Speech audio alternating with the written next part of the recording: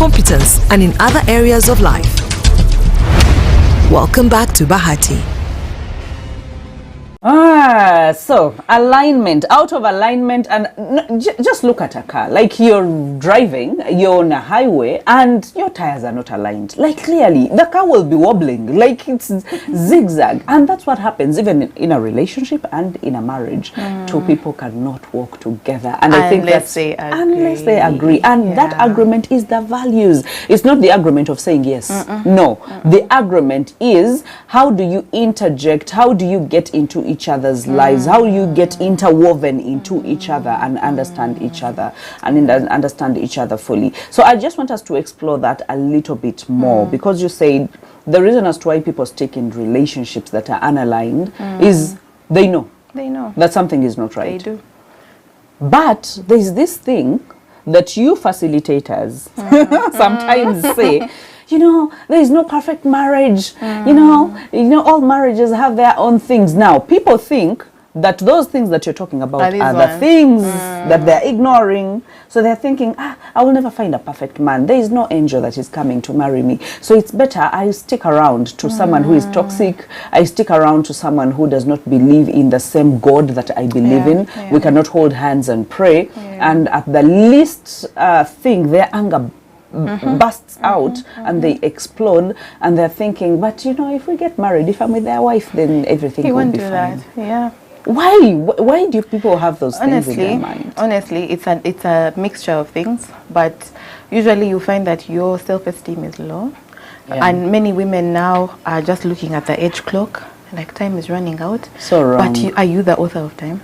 I know. We serve the author of time. So what is the point of you getting married just because you're 30, only for you to get into a bad marriage? And some of us got married late. It's possible. You got married early. Some of us got married late. And we are happy. Yes.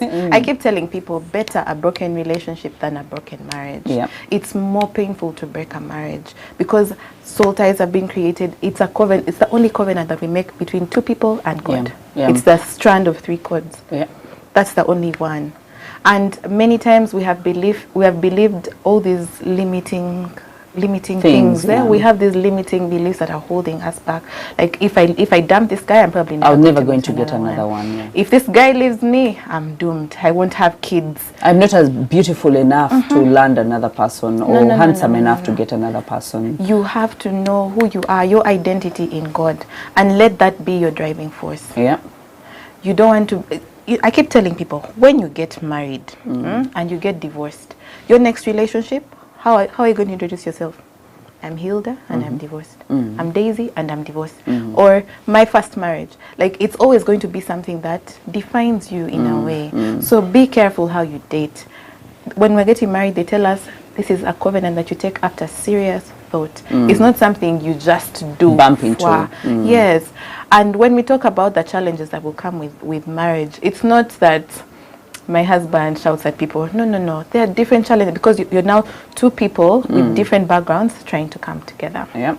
And those are the challenges that will come. No challenges stemming from character, from values. Those are things that you should never have ignored. If something stems, I love that differentiation, because rarely do people bring that, articulate that. That the thing, when you get an accident and you know, guma. But again, when you want someone to stay the course because you're beating them, that is out of character. That is you. Your anger management issues, the way you view the world, the way you belittle women, the way you disrespect women, or the way you disrespect men. So that comes out of you, and that means that you're the one that needs healing. It's not even the marriage, because the marriage, I mean, talk about toothbrush, that for you want to put it upside down, the other one wants to put it upright. As in, and then you get to a point and you're like, okay, I'm not going to fight with this tissue. If he wants to roll it the other way, it's okay. I will when I come in, even the turning, you get to a place and you're like, you know what, let's roll with what you want, because I'm not going to be turning things around all the time. What, you want white carpets? It's okay. Let's put them there. But if they need washing every after 2 days, it's okay. We have to incur that cost for as long as you're happy. So some of those things are things. I mean, what kind of food does he want? When does he want it? So those are some of the things that you should be talking about. And then after you walk for some time, you tend to understand that this is how, you know, we are happy and this is how we function in this home. But if something deals with for example, there's a gentleman that called me this morning, and good enough, my producer actually even had him speak on phone and the conversation, and he was like, you know, she's the best thing. I love her so much. Like there can never be any other woman apart from her. The only problem is men. Why did your face do that? Like seriously, because like that's a showstopper. Because by the time you say that men, that means that's her integrity. I know. Her integrity is questionable. How she values you is questionable. Like everything. And then she usually has periods where she says, you know, me, I don't believe in relationships. Me, I don't believe in love. Me, I don't. And my instinct is, I didn't want to tell him the truth. But I'm like, you know what? I'm like, you know, pay for a session. Come, I tell you the truth while we are in a session, so that you pay your money and respect the truth that I'm going to tell you. She does not love you. She doesn't. Like someone who loves and values you will hold your heart in highest esteem and will not want to drop it. And when it drops, they are willing to pick it up with you. They're not going to be the first guy who calls me, I'm going. I know. And my husband you're flirting with other 6 men on the phone. That's very and after you've been forgiven for series of flirting. And but anyway, it's also generational. There are generational curses and demons and things. So people need deliverance. Spiritual, sometimes you need deliverance. So some of those people do things and they don't understand why they're doing them. You need deliverance. Like you need to be able to see that I have a problem here and I need help. No, like seriously, and I'm thankful that you've hinted on that, because there's a series about deliverance that I wanted to teach. I know some people will misunderstand it, but seriously, sometimes you have to catch yourselves in the moment and know that, okay, I think, because even if it's a possession, I think there are some bouts of time where the possession goes away and you come back into yourself and you're like, but is this the life that I want? What am I doing? And where do I want to end? What results do I want? Everything that I'm doing now, do they contribute to the results that I want? I think we just have to get those moments where we wake up and look at some of those things. Wow. Okay. So, and that is all part of purpose, because this is what you are walking. And so many problems I know that you keep seeing, not just people telling you, but you keep seeing and witnessing and wanting. But what's on your heart to handle the most? You know, even when you deal with marriage, there is always that one thing that pops out more than others, that your husband will know. Well, if you give her this topic, if you give, like, as in, even if she's from sleep, she will fight like she's on a battlefield. What's my first one is knowing who you are and whose you are. Wow. You can never be a good wife, you can never be a good husband until you are complete in He who made you. So find out, why did He make you? Why are you here? Be 100%. People keep saying, before you even cling and attach to another person, you have to first be complete in who you are, and whose you are. People keep saying, I can be 50%. He brings 50, we make 100. No, it has to be 100. It is 100, and you come together. That's the only way you can have a successful marriage. So don't date wrong. Don't ignore the red flags. Marriage has a way of glaring out your flaws. The things that you think you're hiding, marriage will bring. It's like you get into marriage, and after the honeymoon, you get all these lenses, magnifying lenses. You start to see your handsome man. You start seeing how they eat, how they walk, what they do, and then now when it comes to the character, So if his character is not something that you fell in love with, honey, marriage is going to show it to you, and you've seen the people who are most in love. You're seeing them on their wedding and you're like, wow, I want that. Then 6 months down the road, they're unhappy. Do you love attending weddings? I love attending weddings. I feel like that's what you just love dressing up. I love love. No. You just love love. Okay. I love love. Me, I'm afraid every time I'm attending a wedding these days. Like, half the time I'm thinking, are they prepared enough? Do they know what they're walking into? Like, literally, I want to put my hands, I can't enjoy like a wedding. I look at them and I'm like, what's going to happen after 2 months? What's going to happen after 3 months? Like, I fear for them. I want to take that away so that I can start enjoying. I hear you, but I think that's the reason why I do the videos that we do. Like, if I see a marriage starting, like, okay, now you've said your vows, so let us start to share the things that we have learned, the lessons, the experiences. Let's share them, and I hope that you find them, and I hope that they can help you. And that's the reason, Hilda, we have to keep doing what we are doing. I know. That's why I usually tell my husband that, you know, that sometimes certain things appear and you're like, I thought I had done something, but clearly I have not done anything. Like, I'm just starting. This is just the tip of the iceberg. But do you feel like some people come for help and yet they've not come for help? Or some people are just not willing to adhere to the truth, that plain truth that is just there, and they're just not willing to. Like I said before, many people know. They know what to do. Yeah, they know what the problem is. They know the right thing, but they're still going to walk into that marriage. They already know this guy doesn't believe in God. This guy, we don't share values. But maybe there are these things where we might share values, but they're not things that are going to drive your marriage. You know that they're there, you go ahead and get married. The Bible says in Malachi, you ignored, I'm going to paraphrase, God was saying, you ignored the things that I set out. You ignored the values that I set out. And now you're coming to me and you're crying. You're calling out, God, God, God, my husband, please change him. But you saw from the inception where you got him from, what he has been doing, like everything has been in glass, and now you want the Almighty to just bring a magic wand and say, you know what, I've turned him into a Prince Charming. That's not going to happen. It's going to take a journey, and that journey is going to be a painful journey, and it's an individual journey. So God will come for you, his daughter, and come for his son, and start you on a journey until each of you has completed your journey, and you're now 100%. Will that marriage start to work, stabilize and function?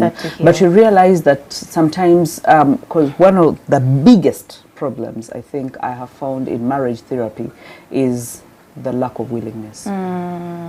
Like, because I feel like if there is willingness, everything else. Someone wants to change. Exactly. You have like they want it for themselves, not because you want it for them. And so many times, and I don't know why women, we pick up projects that we will never manage. It's like a car, and I usually tell people that love is not a car that breaks down and you put on your overall and you get underneath it and then fix certain things. And so many times that's what we want to do. We marry the project husband, the project wife, and now you start to mechanic. You're everywhere doing everything, and whatever spare part you put in does not work. Whatever spare part you put in does not work, not knowing that they have to come as a whole. They have to want. They want to want it and walk that journey, not because I've seen so many people bring in their partners for counseling and therapy, and you can clearly see that the woman has paid for the husband to come, but they cannot sit eye to eye to even talk, and then they want to leave the husband,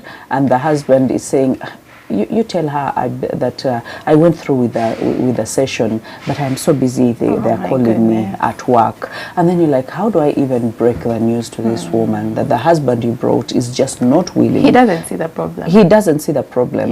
And you're going to drag this into 10 years, into 3 years, into 30 years. And so many people are coming out of marriages these days at 50, 45, when the kids 50. have left the nest.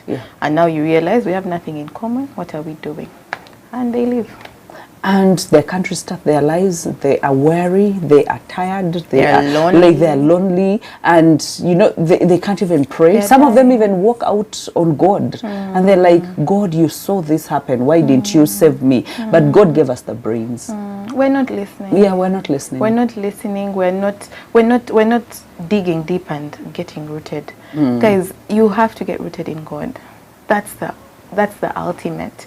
We came from God, so where is the money from? No, it's an alone journey. I think from my own story, when because my husband, we got back together after some time, and I liked what you say, that sometimes God picks his son and picks his daughter, takes them on a lonesome journey, and when you come back, then things are happy, because we separated, and I think we went our own ways for like 5 years. Wow. And in those 5 years, let me tell you, the maturity the growth that happened in my life, the unveiling of my purpose. Like I was a go-getter, I was running, I was on my lane, I was giving it 150%, and like no one could stop me.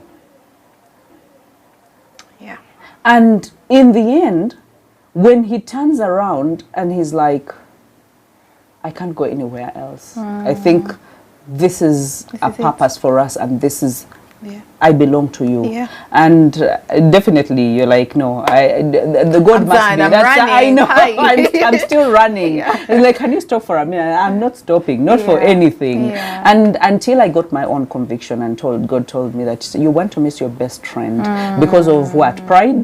Because of how will you explain to yourself? How will you explain to your children that you walked out on something that was meant for you because, you know, of pride, and because you didn't want to look back, and your ego, inflated ego. And then I had to come down and like, God, if this is your will, and if this is something, because I know it's going to make me happy, I know he's a good man, I know he has walked with you, and I know he trusts you. And so when you talk about the lonesome journey and the willingness to go, some of us, even when God takes away certain things from us, we stay at the door crying, instead of bettering ourselves and finding out who we are and whose we are, and grounding ourselves. So we stop growing. We stop growing and you start dying. And you start dying. Yeah. So you start dying. That even when, one thing I believe for sure, that if I was the kind who started dying instead of growing, I would never have married my husband. And he would never have come back. No, he would never have come back. Because then, what is he coming back for?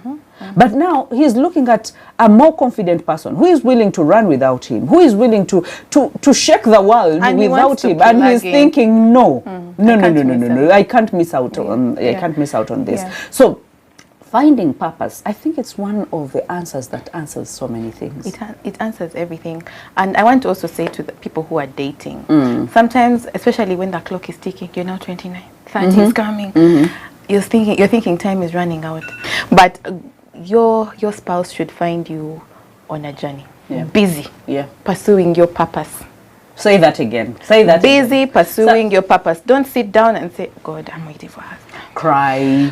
Wail. I'm waiting for a husband. Let your husband find you busy. Do the masters, do the PhD, do whatever it is that you want. Serve. Pursue your purpose. Serve. Let him find you serving. And let me tell you, that occupies your mind. Yeah. There is a way it keeps you younger, it keeps you fresh, it keeps you wake up every day and there's a particular thing that you want to do. You are running your race, and and when this person looks at you, they feel, I want to be a part of that. Yes.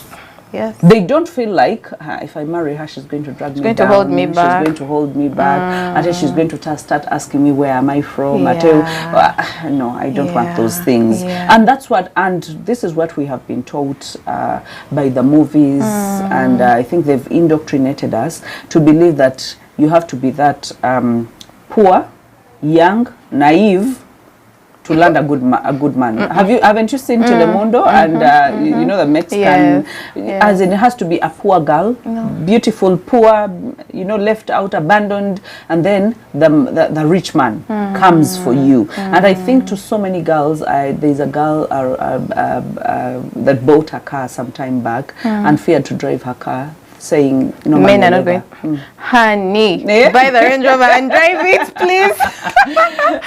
Drive it. Where are you holding yourself back? No, if that person is supposed to be in your life, they will be in your life. They will come. They will come and you drive the Range Rover together. Don't let that hold you back. Please. So you realize purpose, and for me, when you mention this journey for you, I want to know at what point do you get and you're like, you know what? Now I think this is mine. When you started opening your Facebook, I get those are the glimpse of now I'm owning this journey. I think this is part of who I am. I cannot keep it at the training facilitation bit. I have to own it up. And at what point do you get and feel, okay, my purpose can be monetized? Because that's a leap of faith for so many people. I didn't even know it was something that could happen. To this day, I can't believe it. So the other day I posted a story and I was sharing how I've been trying to find mentors, like properly define this relationship as a mentorship one. So I reached out to the second one, my second mentor, and I had spent the day with her, so I shared on my stories. And people thought I was calling them out for mentorship. The number of DMs I got, like, Daisy, please sign me up, I would love. I'm like, what? So now I'm seeing that as another income source. No, it at has a certain to be. point. It has to be, because the moment you go on that curve, the end game of it all is you mentoring people, and you don't mentor because you have gotten it all together. You mentor people in the small processes, where the you 2 years ago, the you 3 years ago, 5 years ago, that is what people want to go through. Exactly. So how I learned that this could be monetized, I have something to give, something of value to give. People want it. They are willing to pay for it. So what did you monetize first, or what brought money? I first monetized my influence. Okay. People are here following. They want to hear what I'm saying. They want to see my life, my journey. They want to see me experience different services and products and share my reviews and recommendations. And they are willing to pay for it. They are willing to be here and say, Daisy said, let's buy this lipstick. And go and buy the lipstick. And let me tell you, because you see someone doing it, you will automatically, it's automatic. Influence is very automatic. So now one of the things that I'm doing right now is my skin journey. So everyone knows I've struggled with acne. While I was pregnant, I struggled with acne as a teenager, and then now I reacted to products. So I'm taking people on that journey, and they're able to watch. And if I can help someone who is struggling with their skin, why not? That's purpose. You've nailed it. And so why not be paid for actually walking that journey with people? So many times we're sitting on our gifts. We're used to the conventional, I have to be a doctor, I have to be a lawyer, an engineer to be paid. There's so much that you can do that you can be paid for. Some of you are very good public speakers. You can go and speak to organizations, speak to departments in banks and earn from it. There's a lot that you have to say.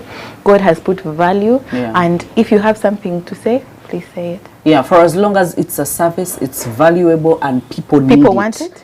And these days, I mean, people want what they want. And they will show it to you that that is why you'll ask yourself, but why are people following so and so? They're getting something. Maybe you don't find it valuable, but she makes them laugh. Lots of people find it valuable. Even just, and let me tell you, we are snoopers. Like every one of us in the world likes snooping. Nosy. We are so nosy. We want to poke our noses even where they don't belong. And social media made it so easy for us that I can, maybe I've not met you, but I literally know what you ate in your house. I know what happened. And let me tell you, you tell someone to watch something motivational or to sign up or to do a course or to do, and they will say no. They will not. But they will watch your journey. They will watch and they will know everything. They will even tell you. There are people who find me and say, I saw you here, I saw you here. And I'm like, okay. And like they make it because after you get, because this is your journey, now you tend to have limited time to dwell on other people's things. And sometimes when you want authenticity, I don't know whether it happens with other people, because when I craved for authenticity and just being me and not doing what everyone else is doing, I even started limiting what I watch and what I do, content you so consume. that the creativity in me can be rekindled and rise up, and like it feels so good. Someone once said, he who has your ear has your future. Exactly. Because you're constantly watching this person who is pulling down men, talking ill of men, you start saying the same things. Are you going to get married? No. You're also going to have that same perception of men. So if you start to hear positivity about relationships and marriage, positivity about self-worth and purpose, you'll start to feel like it's possible. You'll start to get onto that journey as well. Okay. So what advice or words that you would give to someone that's trying to find themselves, that is in that mess, confusion state, and they just want to find themselves, they just don't know how to start, where to start? So one of the things I did, plot a graph. Y and x-axis. On the x-axis, put your ages from 0 to whatever age you are. So 0 to 29, 30, whatever. And then write down like the milestone, like the things that you remember about each of those ages, and plot them on the y-axis. Like this one was negative. This one, then this one really really stayed with me. This one really changed who I was. Maybe once you were a confident person, always talking and speaking up, and then something happened, and you closed in. It changed. That thing, then start to really dwell on that. Go back. You were abandoned as a child, break up in your family. Yes. Now start to go back. How did that make you feel? Yeah. Find out, like, dwell on that experience. Then find out what your temperament is, your personality. Yeah. You might be called to marriage, but you're not willing to speak out. So maybe you'll be the one who will do posts that are written. Yeah. You might not be the one who shows up and talks. It can't be the same. Yeah. We can all be called to the same space, but the way that we deliver, the way we execute is totally different. Yeah. It's different. So now start to get onto that journey, discover who you are, plug into spaces where you can learn. Yeah. People who pour into you, follow accounts that are going to build you. Now that we're in a social media age, follow accounts that are going to build you, that are going to bring that thing out of you. Yeah. Be hungry to learn. Like if you forget everything that we have said, remember that if you're not growing, you are dying. So be hungry. So those things. Let me wait until next year. Let me wait. Why are you waiting? Why are you waiting for what? Don't wait until part of you is dead and you can't revive it. No. Yeah, and then also start a mindset shift. Yeah. There are these limiting beliefs that we have. And people in Africa, people talk a lot. Then someone will see, your teacher will see and say, Hilda, you talk a lot. So now you grow up with that. You were 9-year-old when they told you that, and you're saying, I talk a lot. My voice is so loud. So you're trying to minimize it, so you can fit in. And you're not you are being not created who you to are. fit in. Exactly. You're not being who you are. Rediscover who you are. Take out those limiting beliefs, those mindsets and lies that you have believed, and start to believe what the truth is. And you can only find the truth in the Word of God. The one who made you. Oh my goodness. I know that we will definitely have more time, because I know there's so many topics that we can hint on, that we can talk about, that will cause you to move a journey. When God says from glory to glory, he actually wants us to move from glory to glory. But so many times we stagger at different levels. Why? Because we don't have the right information. There's a lot of misinformation out there. If you don't have a heavy sieve to be able to let just the good trickle down, that's why you should be very careful on this journey of purpose, to watch out. Just like she said, that if someone has your ear, if you give someone your ear, then they actually have your future. So you cannot do otherwise. You will move in that trajectory. So I want you to guard your soul. I want you to guard your heart. But more than anything, embrace and open up to the possibilities that God has placed inside of you. He says that he knew you before your paths were woven together in the secret places, that he predestined a future for you, and that he has good thoughts for you, and the plans that he has is to give you a good ending. And that good ending involves your purpose and you walking in that purpose. So I need you to be able to embrace it. From us to you, we love you, but I love you, Daisy Sunshine. Thank you so much for coming through. Thank you so much for blessing us. And yes, from us to you, it's a goodbye.